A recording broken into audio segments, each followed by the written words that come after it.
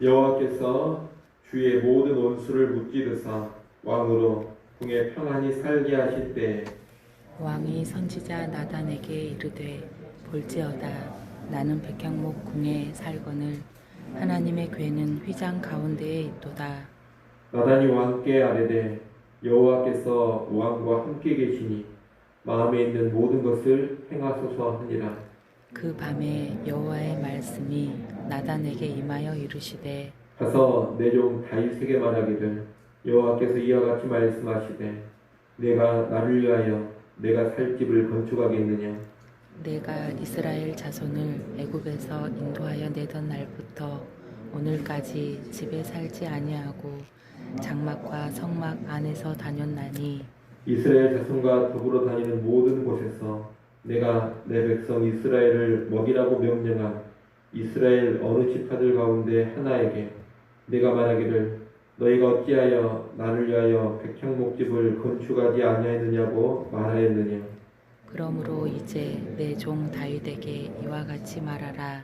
만군의 여호와께서 이와 같이 말씀하시기를 내가 너를 목장 곧 양을 따르는 데에서 데려다가 내 백성 이스라엘의 주권자로 삼고 내가 가는 모든 곳에서 내가 너와 함께 있어 내 모든 원수를 내 앞에서 멸하였은즉 땅에서 위대한 자들의 이름같이 내 이름을 위대하게 만들어 주리라.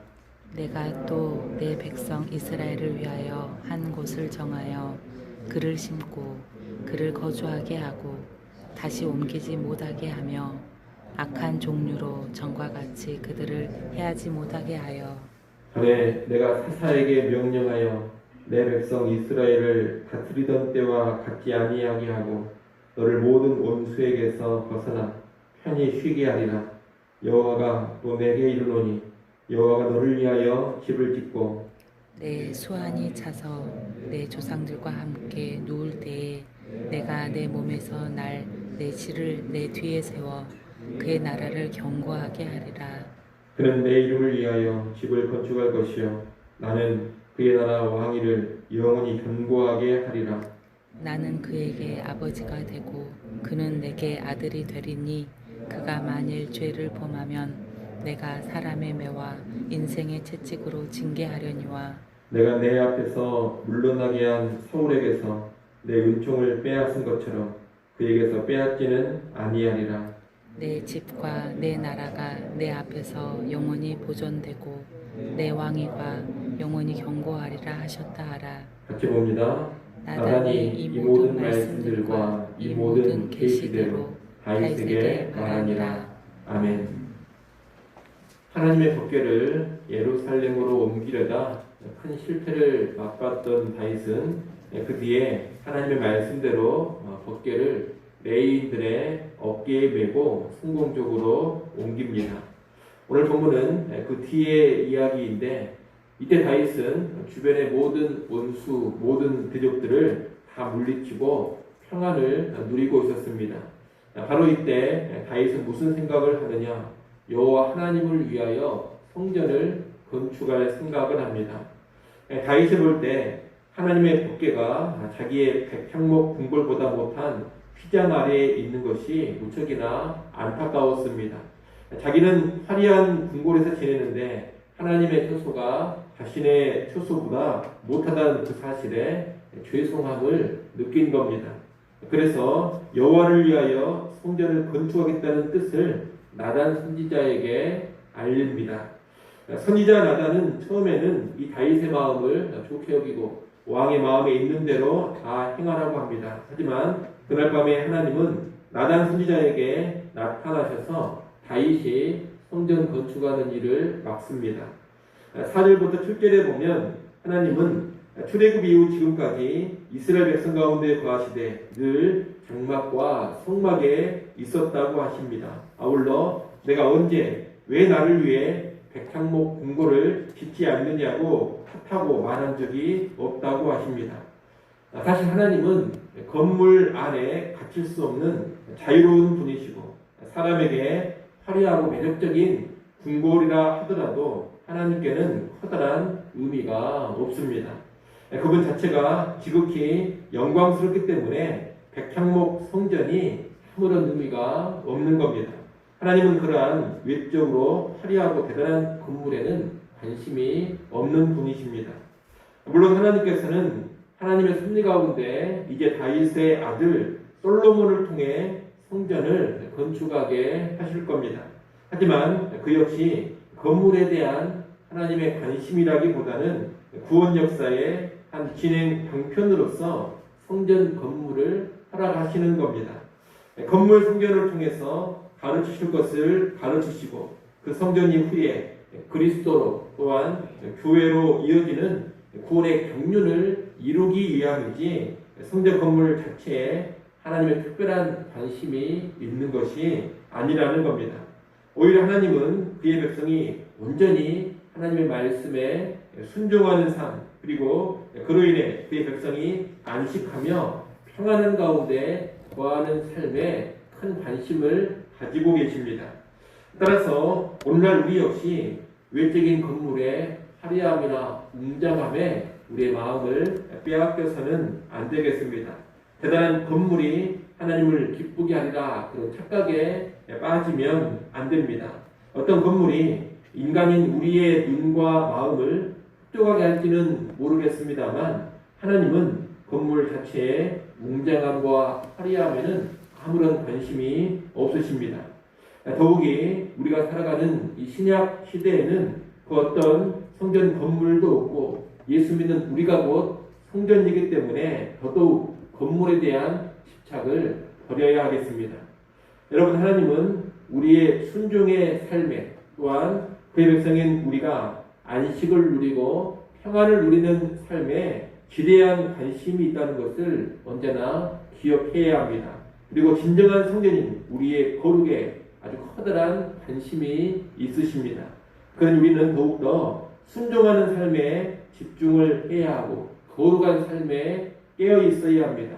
건물에 집착할 것이 아니라 순종하는 삶, 거룩한 삶에 집중해야 한다는 겁니다. 아울러 무리한 건물을 짓고자 하면서 주의 백성들이 평안을 누리지 못하고 필요 이상의 고통을 겪게 하는 그런 일을 피해야 하겠습니다. 이렇게 하나님은 자신의 궁극적인 관심이 무엇인지를 밝히시면서 다윗의 성전 건축 계획을 거절하십니다. 하지만 이 하나님은 다윗의 마음만큼은 무척 기쁘게 받으십니다. 성전 건물이 중요하냐 중요하지 않냐, 하나님이 건물에 관심이 있냐 없냐 이것을 떠나서 하나님을 위하고 생각하는 이 다윗의 마음은 분명 너무나 귀하고 아름다운 것입니다. 보통 힘들고 어려울 때에는 하나님을 찾다가도 모든 어려움이 사라지고 평안과 번영을 누리게 되면 하나님을 향한 관심이 희박해지기가 쉽습니다. 강하고 번성하고 부유해지면 자신이 먹고 마시고 즐기고 자기 집안을 세우는 일에만 몰두하기 쉬운 겁니다. 하지만 다윗은 그러지 않습니다. 모든 대적이 다 불복하고 최고의 번성과 최고의 평안을 누리고 있을 때 누구를 생각하느냐? 하나님을 생각합니다. 내가 어떻게 하면 하나님을 더 잘 섬길 수 있을까? 이것을 고민합니다.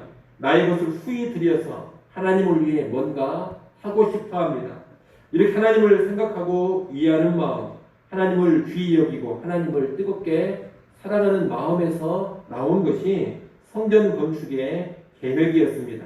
하나님은 바로 그 다윗의 마음을 아주 기쁘게 받아주시는 겁니다. 하나님은 나단을 통해 이 귀한 마음을 가진 다윗에게 복된 약속들을 주십니다. 8절로 16절에 그 약속들이 쭉 나오는데 크게 세 가지 약속을 주십니다. 첫째는 다윗의 이름을 위대하게 해주시겠다는 겁니다. 8절 9절 말씀을 여러분이 한번 읽어보십시오. 8절 9절 읽습니다. 그러므로 이제 내 종 다윗에게 이와 같이 말하라. 만군의 여호와께서 이와 같이 말씀하시기를 내가 너를 목장 곧 양을 따르는 데에서 데려다가 내 백성 이스라엘의 주권자로 삼고 내가 가는 모든 곳에서 내가 너와 함께 있어 내 모든 원수를 내 앞에서 멸하였은즉 땅에서 위대한 자들의 이름같이 내 이름을 위대하게 만들어 주리라. 아멘. 하나님은 이미 다윗을 일개 양치는 목자에서 온 이스라엘의 왕으로 아주 위대하게 세우셨습니다. 그런데 이 다윗의 이름을 더욱더 위대하게 만들어 주시겠다는 겁니다. 둘째는 평안 가운데 쉬게 해주겠다는 약속입니다. 10절로 11절 상반절 말씀을 보면 하나님은 다윗이 다스리는 이스라엘 백성들을 악한 자들이 해치지 못하겠다고 약속해 주십니다. 그리고 다윗의 시대는 사사시대처럼 혼돈의 시대가 아닌 평안과 평화의 시대가 되리라고 하십니다. 한마디로 샬롬의 복, 평안의 복을 다윗에게 허락해 주십니다. 셋째는 다윗의 나라와 왕위를 영원히 견고하게 해주시겠다는 약속입니다. 하나님은 다윗의 씨로 다윗의 왕위를 이어가게 하겠다 하십니다. 다윗 왕조가 끊어지지 않고 계속 지속된다는 겁니다. 그리고 사울에게 한 것처럼 나라를 빼앗지 않으리라고 하십니다. 비록 범죄하면 징벌은 하겠지만 나라를 빼앗는 일은 다윗의 자손에게 결코 하지 않으시겠다, 그렇게 약속해 주십니다. 한마디로 하나님께서 이 다윗의 집과 다윗의 나라를 든든히 세우시고 영원히 견고케 하시겠다는 겁니다. 이 세 번째 약속은 궁극적으로 예수 그리스도를 통해 성취가 됩니다. 육적인 다윗의 나라 이스라엘은 잘 아시는 것처럼 결국 망합니다. 하지만 하나님께서는 다윗의 후손으로 오신 예수 그리스도를 통해 하나님 나라를 세우시고 다윗의 후손인 예수님께서 그 나라의 영원한 왕으로 다스리게 하십니다. 이로써 다윗의 씨를 통해 그 나라를 영원히 견고케 하시리라는 이 약속을 이루어 주신 겁니다. 여러분, 지금 하나님께서 다윗에게 주신 이 약속들은 그 하나하나가 참으로 대단한 약속들입니다. 마치 폭포수처럼 복을 다윗에게 쏟아 부어주시는 그런 약속들입니다. 다윗은 순전한 마음으로 하나님을 위하고자 했고 하나님을 정성껏 섬기고자 했습니다. 하나님의 집을 세우고자 했습니다. 그러자 하나님은 이런 다윗을 위해 더더욱 일해 주십니다. 하나님의 집을 세우고자 했던 다윗이었는데 하나님이 오히려 다윗의 집을 영광스럽게 세워주신 겁니다. 여러분, 우리 하나님은 이렇게 하나님을 위하고 하나님을 정성껏 섬기는 자를 결코 외면하지 않으십니다. 기쁜 마음으로 하나님을 섬기고 하나님을 위해 뭔가 드리고자 하고 하나님을 위해 희생하고자 하고 헌신하고자 하는 그런 사람들을 기억해 주시고 그들이 하나님을 섬기고자 하는 것 이상으로 하나님이 그들을 위해 일해 주시고 더 넘치는 복을 주십니다. 앞서 말씀드린 것처럼 교회는 또 성도들은 건물에 집착할 것도 아니고 건물을 짓는다고 교회는 성도들을 고통스럽게 만들어서도 안 됩니다. 헌금이나 헌신을 강요하면서 성도들을 힘들게 만들어가는 것도 바람직하지 않습니다. 그러나 여러분이 아셔야 하는 것은 그렇다고 해서 우리가 냉랭하게 살면 결코 안 된다는 겁니다. 무슨 건물이 중요하냐, 하나님이 돈을 좋아하시겠느냐, 헌신을 억지로 하면 되겠느냐, 자원하는 마음으로 해야지, 이런 생각이 나면서 대충 살아가는 신자들이 되어서는 결코 안 된다는 겁니다. 간혹 주변에 보면 그런 사람들이 있습니다. 교회 또 성전은 건물이 아니라 사람들이다, 이런 얘기를 하면서 또 신약시대의 11조는 본질상 폐지되었다, 이런 이야기를 합니다. 틀린 이야기는 아닙니다. 그런데 그런 이야기를 하면서 정말로 하나님을 향한 뜨거운 헌신까지 상실해버리는 그런 사람들이 있다는 겁니다.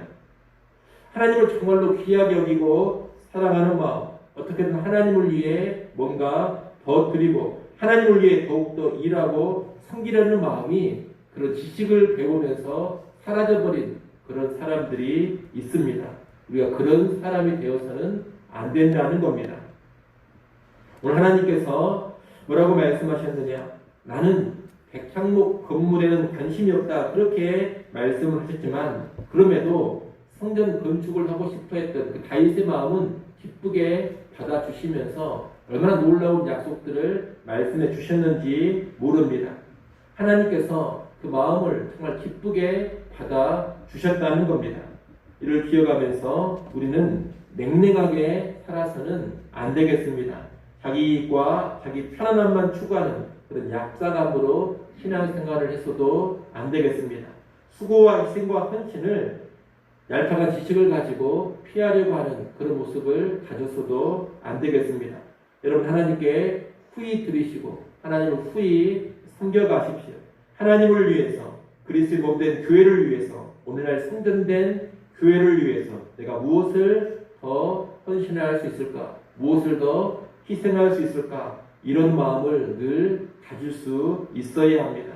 기꺼이 충성하고 헌신하고 봉사하고자 하는 그런 다윗 같은 성도들이 되고자 하십시오. 하나님이 그런 여러분의 모습을 보이면서 크게 기뻐하시고 그 마음에 놀라운 축복으로 응답해 주실 겁니다. 아무쪼록 여러분 하나님을 지극정성으로 사랑하고 섬기는 그런 성도들이 되셔서 하나님 앞에서 이 다윗처럼 위대해지고 샬롬의 복을 누리고 여러분의 집이 더욱더 견고해지는 그런 은총 받아 누릴 수 있기를 간절히 소원합니다. 기도하겠습니다.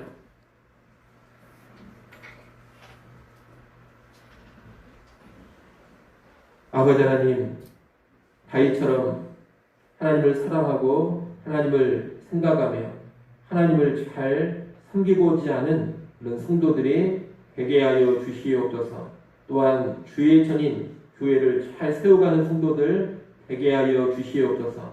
그리하여 하나님의 주목을 받게 하시고 하나님 허락하시는 귀한 복과 은총을 받아 누리게 하여 주시옵소서. 주님 사랑하며 주님을 기쁨으로 헌신적으로 섬겨갈 때 우리의 이름도 위대해지고 샬롬의 복, 평강의 복을 누리고 우리의 집이 주의 은혜로 더욱더 견고하게 세워져가는 복된 은혜 누려가게 하여 주시옵소서. 주를 향한 사랑과 헌신이 희박해져가는 시대입니다. 이런 시대에 다윗 같은 신앙으로 다윗 같은 마음으로 우리가 다시금 서게 하여 주시옵소서.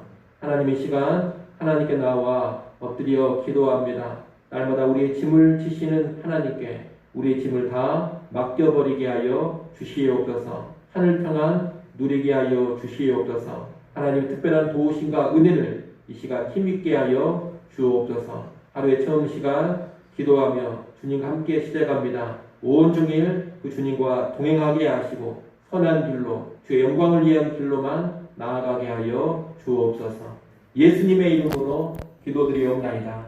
아멘.